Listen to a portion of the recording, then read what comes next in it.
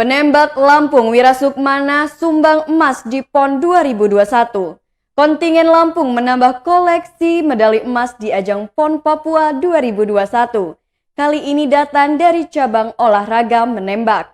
Dari rilis yang dikirim Humas KONI Lampung, penembak muda Lampung yakni Wira Sukmana berhasil meraih medali emas di nomor individual 10 meter air pistol putra.